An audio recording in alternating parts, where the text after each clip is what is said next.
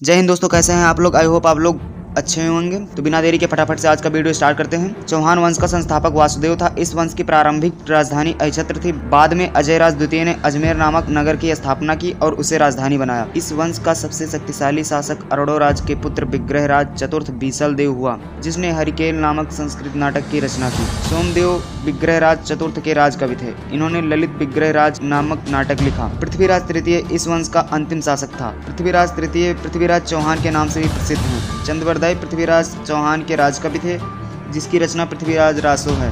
अरोड़ोराज ने अपने साम्राज्य का विस्तार दिल्ली तक किया। इसी समय मोहम्मद गौरी दिल्ली पर आक्रमण के बारे में सोच रहा था। मोहम्मद गौरी अफगानिस्तान में गौर नामक स्थान का रहने वाला था। वह भारत पर आक्रमण कर रहा था। उसको पृथ्वीराज चौहान लगभग बहुत बार हरा चुके थे, लेकिन ये लड़ाइयाँ छोटी थीं, इसलिए इनका जिक्र बहुत ही कम मिलता है। हरियाणा के तराइन नामक स्थान की लड़ाई प्रसिद्ध हो गई। पृथ्वीराज चौहान मोहम्मद गौरी को हराने के बाद युद्ध धर्म का पालन करके उसे जिंदा छोड़ देते थे, जो कि बहुत ही घातक सिद्ध हुआ।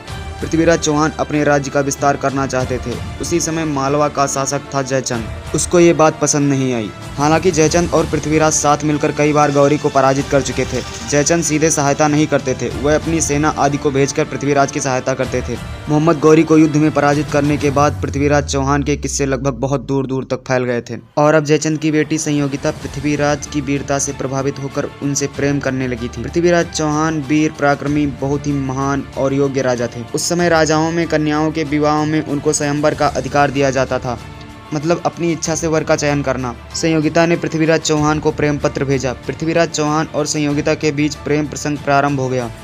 ये बात जयचंद को पसंद नहीं आई, तो जयचंद ने आनन फानन में संयोगिता का स्वयंवर रचा दिया। जयचंद पृथ्वीराज को अपमानित करना चाहता था। उसने सभी राजाओं को संदेश भिजवा दिया, लेकिन पृथ्वीराज को आमंत्रित नहीं किया और पृथ्वीराज चौहान की प्रतिमा द्वारपाल के रूप में बनवाकर द्वार पर लगवा दिया। संयोगिता को ये बात बहुत बुरी लगी। संयोगिता ने संदेश भिजवा दिया कि उनका स्वयंवर पृथ्वीराज चौहान को अपमानित करने के लिए रचा गया है। संयोगिता ने स्वयंवर में पृथ्वीराज चौहान की द्वारपाल की प्रतिमा पर वरमाला डाल दिया। पृथ्वीराज चौहान को ये बात पसंद नहीं आई और वह अपने सैनिकों के साथ जयचंद के दरबार में पहुंच गए और बीच स्वयंवर में से संयोगिता को लेकर चले गए।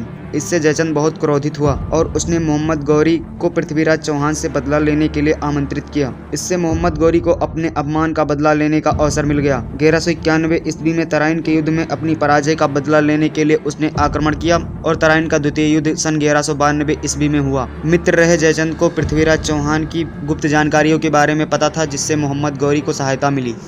इस युद्ध में जयचंद गौरी के साथ मिलकर पृथ्वीराज चौहान से लड़ा और पृथ्वीराज चौहान पराजित हुए।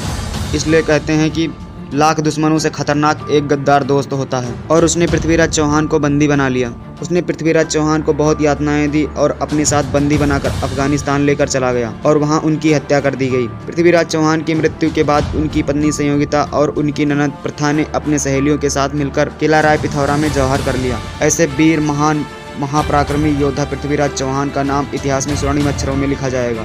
तो दोस्तों, उम्मीद करते हैं आपको आज की वीडियो जरूर पसंद आई होगी। प्लीज़ एक लाइक, अगर आप चैनल पर नए हैं तो प्लीज़ चैनल को सब्सक्राइब जरूर करें। मिलते हैं नेक्स्ट पार्ट में, तब तक के लिए जय हिंद।